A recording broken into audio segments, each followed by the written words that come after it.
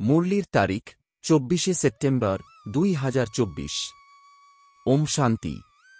মধুবন থেকে বাপদাদা বলছেন, মিষ্টি বাচ্চারা, অসীম জগতের স্কলারশিপ নিতে হলে অভ্যাস করো, একমাত্র বাবার স্মরণ ছাড়া অন্য কেউ যেন স্মরণে না আসে। প্রশ্ন, বাবার আপন হওয়ার পরেও যদি খুশি অনুভব না হয় তো তার কারণ কি? উত্তর 1, বুদ্ধিতে সম্পূর্ণ জ্ঞান থাকে না। 2, বাবাকে যথার্থভাবে স্মরণ করে না। স্মরণ না করার জন্য মায়া ধোঁকা দেয়, তাই খুশি থাকে না। বাচ্চারা, তোমাদের বুদ্ধিতে যেন এই নেশা থাকে, বাবা আমাদের বিশ্বের মালিক করেন, তাই সর্বদা আনন্দ ও খুশি থাকে। বাবার যে উত্তরাধিকার আছে, পবিত্রতা, সুখ ও শান্তি, এতে ফুল অর্থাৎ পরিপূর্ণ হও, তাহলে খুশি থাকবে। ওম শান্তি। ওম শান্তির অর্থ তো বাচ্চাদের ভালোভাবে জানা আছে যে, আমি আত্মা, এ হল আমার শরীর। এই কথা ভালোভাবে স্মরণ করো। ভগবান মানে আত্মাদের পিতা, তিনি আমাদের পড়ান। এমন কথা কখনো শুনেছ? তারা তো ভাবে কৃষ্ণ পড়ান, কিন্তু তাঁর তো নামরূপ আছে, তাই না? এখানে যিনি পড়ান তিনি হলেন নিরাকার পিতা। আত্মা শোনে এবং পরমাত্মা বলেন। এ হল নতুন কথা, তাই না? বিনাশ তো হওয়ারই, তাই না? এক হল বিনাশকালে বিপরীত বুদ্ধি, দ্বিতীয় হল বিনাশকালে প্রীত বুদ্ধি। আগে তো তোমরাও বলতে ঈশ্বর হলেন সর্বব্যাপী, পাথরে নুড়িতে ভগবান আছেন। এইসব কথা ভালো মতন বুঝতে হবে। এই কথা তো বোঝানো হয়েছে আত্মা হল অবিনাশী, শরীর হল বিনাশী। আত্মা কখনো ছোট হয় না, বড় হয় না। আত্মা হল খুব ছোট্ট, সেই সূক্ষ্ম আত্মাই 84 জন্ম নিয়ে সম্পূর্ণ পার্ট প্লে করে। আত্মা শরীরকে চালায়। উঁচু থেকে উঁচু বাবা পড়ান, তাই পদ মর্যাদাও অবশ্যই উঁচুই হবে, তাই না? আত্মাই পড়াশোনা করে উচ্চ পদ মর্যাদা প্রাপ্ত করে। আত্মাকে চোখে দেখা যায় না। খুব চেষ্টা করা হয় যাতে আত্মা কিভাবে আসে তা দেখার, বা কোথা থেকে বেরিয়ে যায়, কিন্তু জানা যায় না। যতই চেষ্টা করা হয়েছে তবুও কেউ বুঝতে পারেনি। এই কথা তো তোমরা বুঝেছ, আত্মাই এই শরীরে বাস করে। আত্মাও আলাদা, জীবও আলাদা। আত্মা ছোট বড় হয় না, জীব ছোট থেকে বড় হয়। আত্মাই পতিত থেকে পবিত্র হয়। আত্মাই বাবাকে আহ্বান করে, হে পতিত আত্মাদের পবিত্রকারী বাবা, এসো। এই কথাও বোঝানো হয়েছে, সব আত্মারা হল ব্রাইড অর্থাৎ সীতা, এবং উনি হলেন রাম। ব্রাইড গ্রুম হলেন একজন।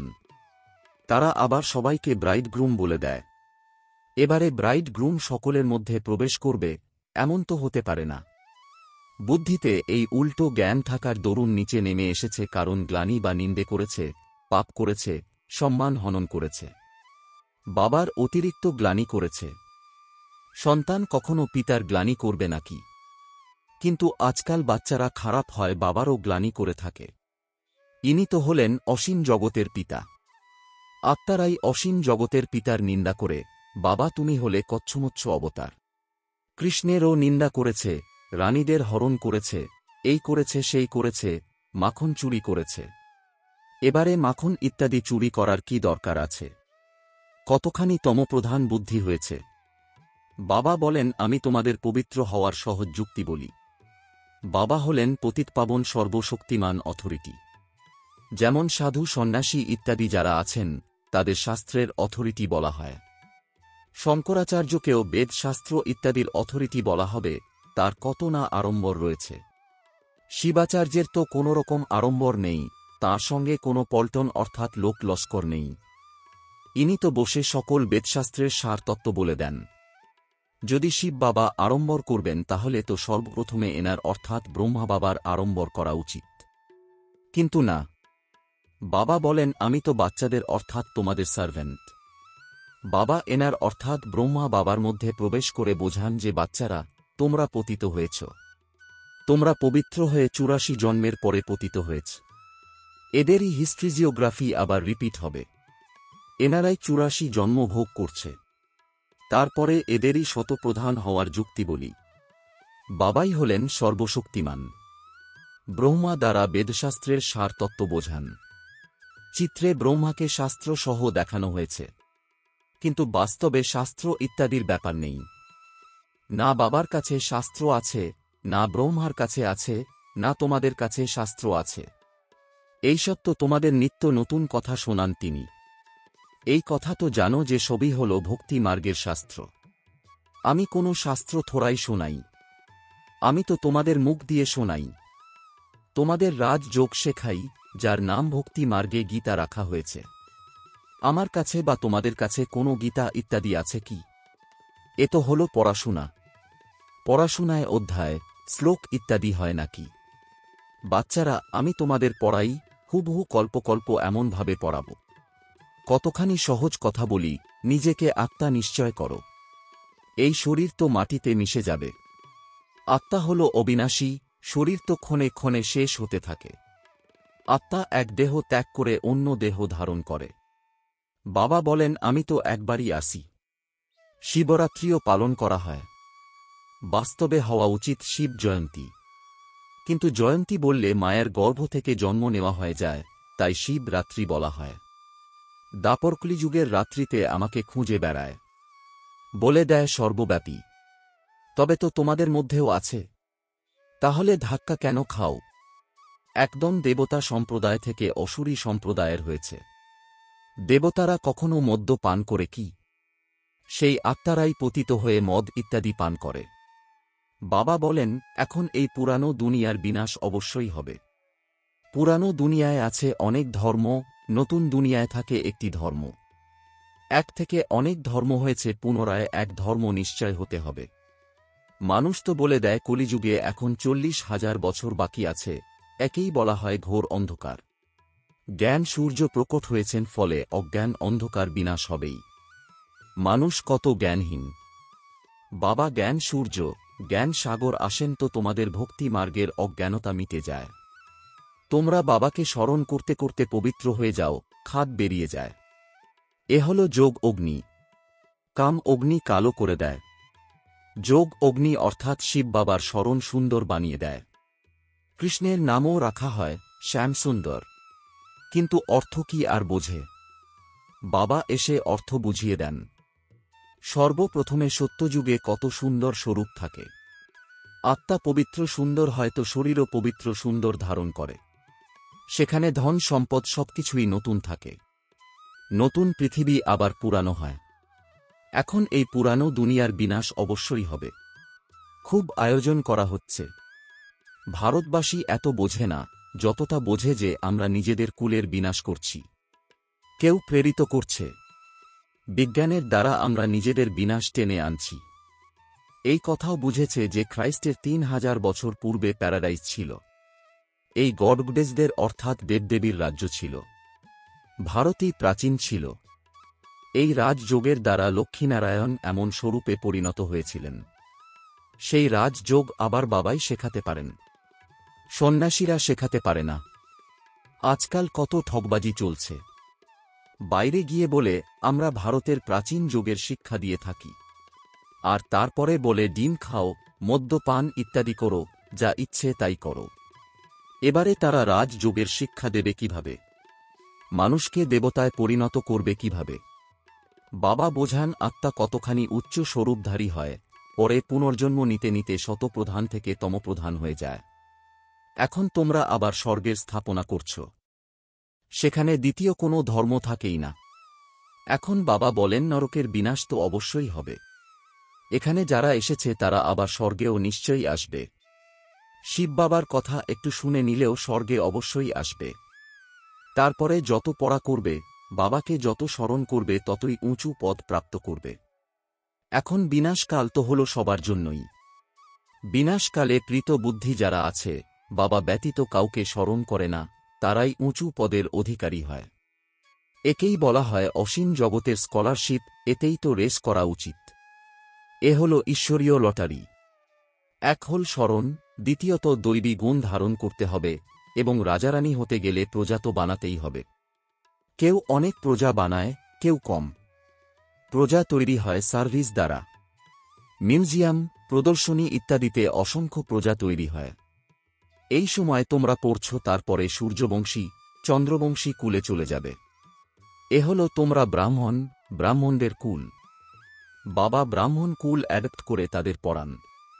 বাবা বলেন, আমি একটি কুল এবং 2টি বংশ নির্মাণ করি। সূর্যবংশী মহারাজা মহারানী, চন্দ্রবংশী রাজারানী। এদেরকে বলা হয় ডবল মুকুটধারী। পরে যখন বিকারগ্রস্ত রাজারা থাকে তাদের লাইটের মুকুট থাকে না, সেই ডবল মুকুটধারীদের মন্দির বানিয়ে তাদের পূজা করে, পবিত্রের সামনে গিয়ে মাথা নত করে। সত্যযুগে এইসব কথা থাকে না। ওটা হলো পবিত্র দুনিয়া, সেখানে পতিত কেউ হয় না। তাকে বলা হয় সুখধাম, ভাইসলেস ওয়ার্ল্ড। এই দুনিয়াকে বলা হয় ভিস ওয়ার্ল্ড, অপবিত্র দুনিয়া। একজনও পবিত্র নয়। সন্ন্যাসীরা ঘর সংসার ত্যাগ করে চলে যায়। রাজা গোপীচন্দ্রের দৃষ্টান্ত দেওয়া হয় কিনা? তোমরা জানো, কোনো মানুষ একে পরকে গতিসদ্গতি দিতে পারে না। সকলের সদুক্তি দাতা হলাম একমাত্র আমিই।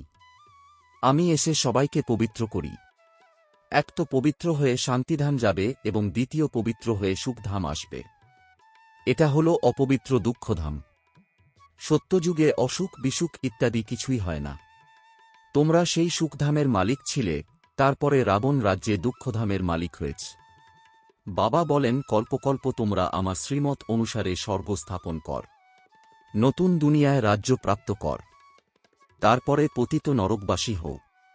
দেবতারাই পরে বিকারগ্রস্ত হয়, বাম মার্গে যায়।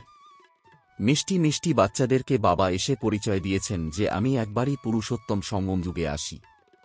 আমি যুগে যুগে তো আসিই না, কল্পের সঙ্গম যুগে আসি, যুগে যুগে নয়।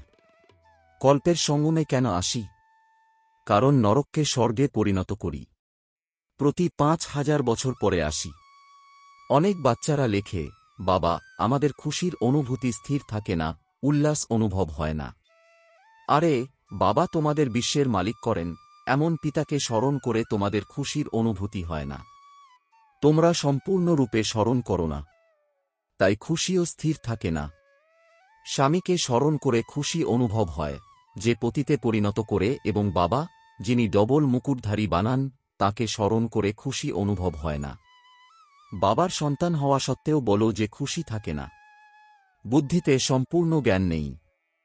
স্মরণ করো না, তাই মায়া ধোঁকা দেয়। বাচ্চাদের কত ভালোভাবে বোঝানো হয়, কল্পকল্প বোঝানো হয়। আত্মারা যারা পাথর বুদ্ধি হয়েছে, তাদের পারস বুদ্ধি অর্থাৎ দৈবী বুদ্ধিতে পরিণত করেন। নলেজফুল বাবা নিজে এসে নলেজ প্রদান করেন। তিনি হলেন সর্ববিষয়ে সম্পূর্ণ। পবিত্রতায় ফুল বা সম্পূর্ণ, প্রেম ভালোবাসায় ফুল। তিনি হলেন জ্ঞানের সাগর, সুখের সাগর, প্রেমের সাগর, তাই না? এমন পিতার কাছে তোমরা অবিনাশী উত্তরাধিকার প্রাপ্ত কর।